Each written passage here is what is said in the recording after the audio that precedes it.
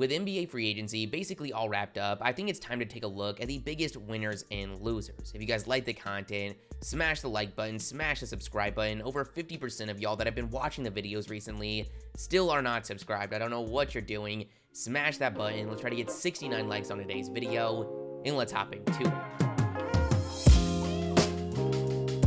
Now, I was thinking about waiting until Kawhi Leonard signs to make this video, but I thought it was going to happen sooner rather than later. All signs are pointing to him returning to the Clippers, so I don't think it's worth waiting. Obviously, if he ends up switching teams, whoever lands him becomes the biggest winner of free agency, and the Clippers become massive losers. We're also going to see some small deals come out after this video, but I think it's time. Going into free agency, I really wasn't that excited. With Kawhi and Chris Paul looking like they were returning to their teams, this wasn't a big name filled free agency class like we've seen in recent years, but in my surprise, it was actually super exciting. I think a huge part of that was the by far biggest winners, in my opinion, the Chicago Bulls. I really didn't think what they pulled off was possible. After trading for Nikola Vucevic at the deadline, this team was still struggling at the end of the season, and I really started to get concerned that LaVine might not be around too much longer, and they could be heading back to a full-on rebuild. But they started off free agency by pulling off a sign and trade for Lonzo Ball, who's going to be getting an $84 million contract over the next 4 years. Over the last couple years, I had some concerns that this team was going to try and make a Kobe White-LaVine backcourt work. I really felt this team needed a LaVine pairing just like Lonzo. He makes up for a lot of his weaknesses. He's one of the top on-ball defenders in the league and an elite playmaker. I also love the upside that comes along with this selection. He's just 23 years old. This past season, he averaged 15 points, 6 assists, and 5 rebounds, shooting 38% from 3 on over 8 attempts a game. There's a solid chance he's far from reaching his full potential, which makes this team hard to project, considering their other young guys like Kobe White and Patrick Williams going into just their third and second seasons. I would have them as winners just with Alonzo signing, but then out of nowhere, they pulled off another sign and trade for DeMar DeRozan, who's going to be getting a 3-year, $85 million deal. DeRozan's not young. He's 31 years old, but he's still a great player in this league. This past year, he averaged 22 points, 7 assists, and 4 rebounds. The biggest criticism to his game recently has been his inability to shoot the ball, but I can't think of a much better fit. He's really grown into a great playmaker and is going to be surrounded by amazing spacing from Lonzo, LaVine, Vucevic, Patrick Williams, and possibly Lauri Markkanen.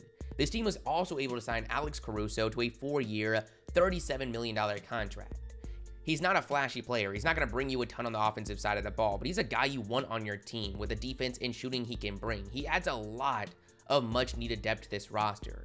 It's hard to expect this team competing at the top of the Eastern Conference without some kind of crazy development from these young guys. But Bulls fans haven't experienced even a solid team in a very long time, so it's a great week for them.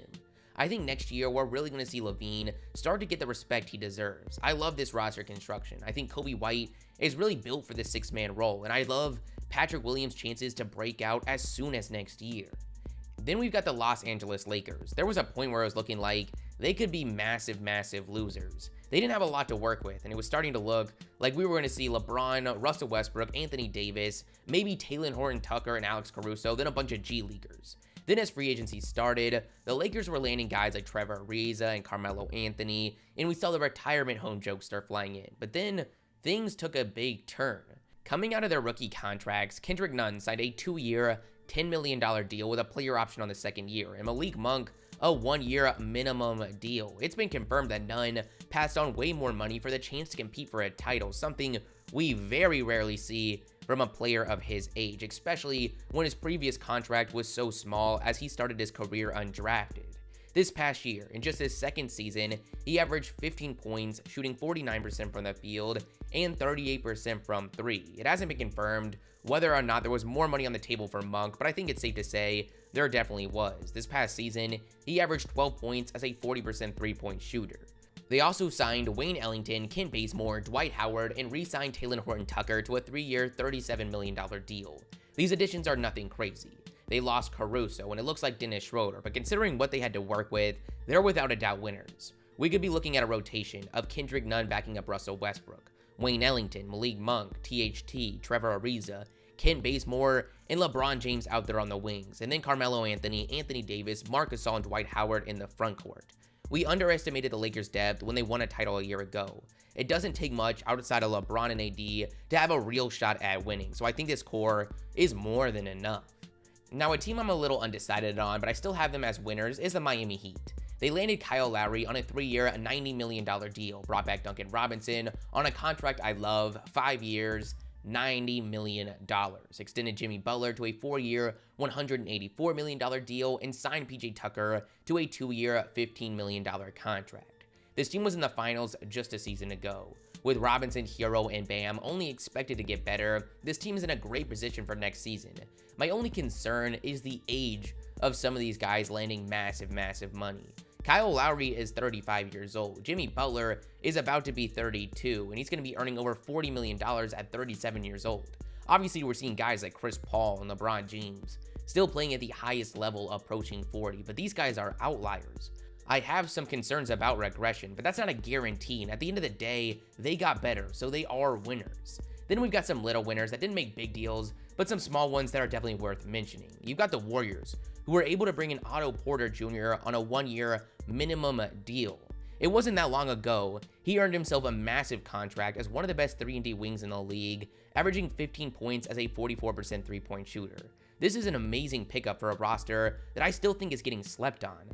Between this signing, their amazing recent draft class, development from guys like James Wiseman and Jordan Poole, plus the massive return of Klay Thompson, I'm getting closer to having them as my favorites to come out of the West next season. They can't afford not to get back to contending status, as they're projected to have a $185 million luxury tax bill headed their way. Then you've got the Brooklyn Nets. They still have a lot of depth to address, but bringing back Blake Griffin, who stepped up huge in the playoffs, and signing Patty Mills, who's an amazing rotational point guard, who hasn't really gotten the credit he deserves in San Antonio over the last few years, I've got them as winners. Now, there aren't as many losers, but there's definitely some that stand out, and we're going to kick things off with the New Orleans Pelicans. This is a team on the hot seat after the rumors that Zion Williamson's camp has been unhappy with the Pelicans franchise and might be pushing Zion to request a trade. We also saw rumors that Brandon Ingram would welcome a trade to the Heat and that Zion wanted the Pelicans to bring back Lonzo.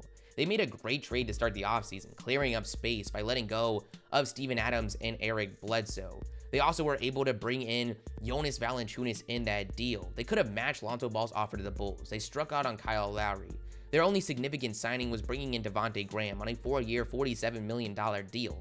I like Devontae Graham, but this Pelicans team is definitely losers, and I wouldn't be that surprised to see this roster fall apart sooner than most realize. I literally just wrote up a whole thing having the Knicks as losers, but then boom, Woj notification, Kemba Walker has been bought out and is going to be joining the Knicks. Kemba Walker's dealt with a lot of injuries recently. He might have another injury-riddled season on the Knicks, might not be that productive, but there's no risk that comes along with this signing, and there's a whole lot of upside. They brought back their key free agents such as Derrick Rose and Alec Burks, plus landed Evan Fournier, and now Kemba Walker. At the least, this should be a fun team to watch, just like last season. Lastly, we've got the Portland Trail Blazers. There was a lot of pressure on this team going into free agency, with all the rumors that Damian Lillard might be requesting a trade. They were able to re-sign Norman Powell, which is great, but that's about it. This team is not in a great position going into next season, and at this point, it feels inevitable that he's going to request out. But that's the end of you guys. You got some of your thoughts in the comments below. Who's the biggest winner? Who's the biggest loser? If you liked the video, smash the like button, smash the subscribe button, and I'll catch you guys next time. Peace.